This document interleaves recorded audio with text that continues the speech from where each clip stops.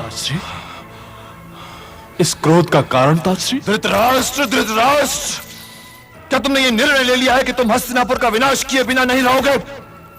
अरे पुत्र, जिस सिंहासन पर बैठे हो उसके नीचे तो आग न जलाओ, ये सिंहासन जल जाएगा, जल जाएगा ये सिंहासन। किंतु मुझे मेरी भूल तो बताइए ताश्री। भूल?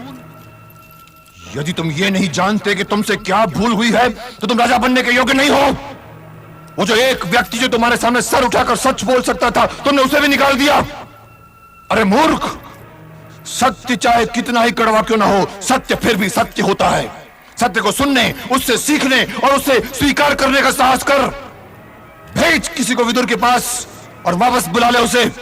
यदि वो वापस नहीं आया तो हस्तिनापुर में सूर्य फिर कभी उदय नहीं होगा और ये राजभवन तुम्हारे समेत अंधकार के गर्त में डूब जाएगा, डूब जाएगा। इसके साथ हस्तिनापुर भी डूब जाएगा।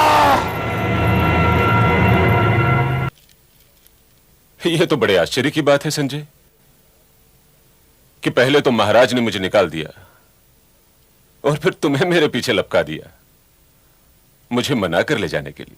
ये तो महाराज ही जाने, पर सुना था कि गंगा पुत्र भीष्म गए थे महाराज के पास। क्या बात हुई ये तो मैं नहीं जानता।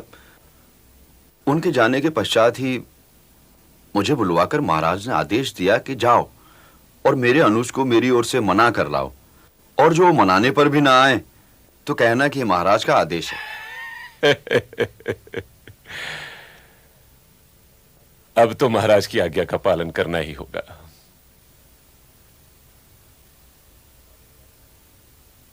अब कब भेंट होगी काकाश्री? पता नहीं पुत्र,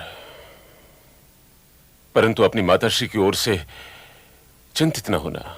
काकाश्री, भ्राता दुर्योधन से यह अवश्य कहना कि नहीं अर्जुन, दुर्योधन के नाम संदेश मैं भेजूंगा।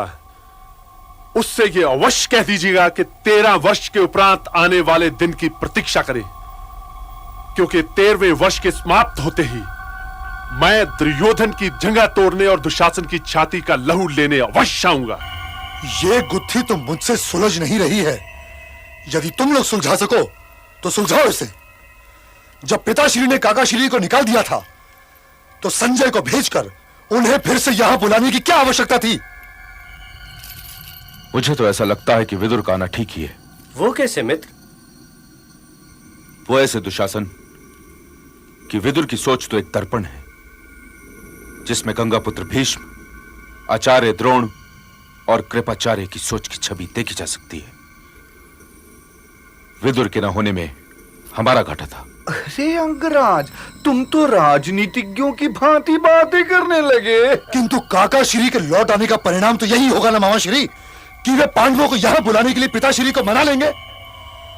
और यदि पिताश्री ने ऐसा किया तो मैं खाना पीना छोड़ के भूखा मर जाऊंगा, या विष खा लूंगा, या अग्नि समाधि ले लूंगा, या अपनी ही छाती में अपनी ही कटार उतार दूंगा।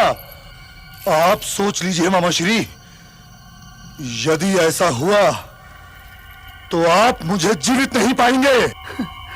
भांजे भांजे, तुम ये सदा प्राण त्यागने के लिए क्यों व्याकुल रहते हो? हाँ? पांडवों से मेरी घृणा तुम्हारी घृणा से कम नहीं है, परंतु मेरी घृणा ने मेरी आंखों में धूल नहीं झोंक रखी। तुम्हें मैंने कई बार ये समझाया है कि युद्ध का पहला नियम यह है कि अपने शत्रु को पहचानो और ये भी समझने का प्रयत्न करो कि वो कौन सी स्थिति में क्या करेगा। और ये भी जान लेना बहुत आवश्यक है कि उसका सबसे अधिक शक्तिशाली शस्त्र कौन सा है। क्या तुम पांडवों के विषय में ये जानते हो? यदि जानते हो तो ये बताओ कि उनको अपने कौन से शस्त्र पर सबसे अधिक भरोसा है?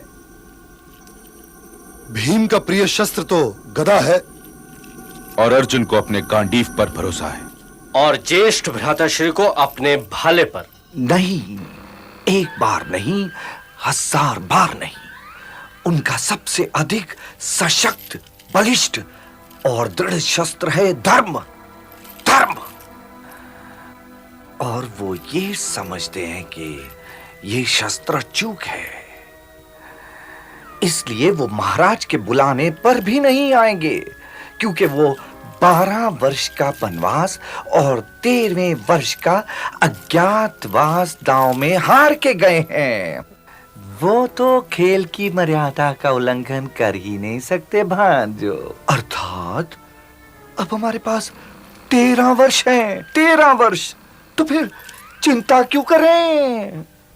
अरे 13 वर्ष बहुत होते हैं भांजो, बहुत होते हैं 13 वर्ष।